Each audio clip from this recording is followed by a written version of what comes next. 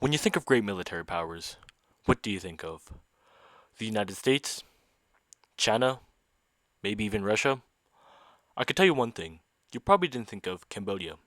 Now, to my less informed viewers, you may be asking, what's Cambodia? I'll pull up a map and it's this country right here in Southeast Asia. And this story I'm about to tell you might make you remember them as that one country from that one story that you heard from my channel. As always, I'm going to tell you about a key country and a person you need to know about. That country being,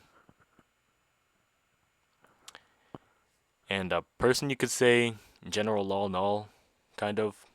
And now time for me to speedrun this background info. So, it's the 60s in Southeast Asia. The former colonies of French Indochina had just gained independence from France almost a decade before. Right after independence, Vietnam joined the Vietnam thing, and Laos, they kept it a secret. Cambodia was supposed to be neutral during all this, accepting American aid, but then keeping parts of the Ho Chi Minh Trail running through their country. You could say everything was going alright. That was until March 1970, when the king was overthrown, possibly by the CIA, and taken over by a guy I may have mentioned earlier, General Law Nol. And he was firmly anti-communist, which then pissed off the communists, and it started a civil war. You could think of this new Khmer Republic as South Vietnam 2.0, with hella problems, but they just had their own style to it. I don't know if you need to know all that, but you may be a little bit smarter. But now, for real, no joke, I'll tell you the story, but let me set a scene for you. The year is 1972, Phnom Penh, Cambodia. The country is going through a civil war, but it's the New Year's. Only off by a few days, you know. And as people say, New Year, New Me.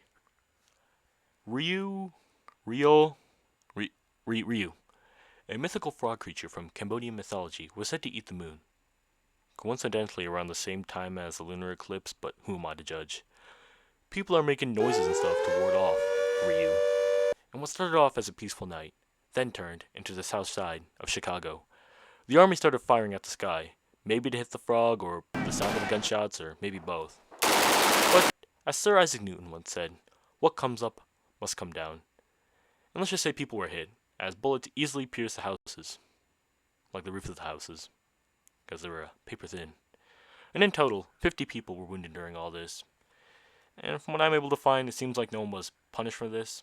But seeing that these guys could not beat back a frog, you can imagine how they fared against the communists. The end. I might have one more thing to end this off before, Chop vlat vlong von. It's just so horrible. I am sorry, citizens. I thought if I shot at the moon, Ryu wouldn't eat the moon.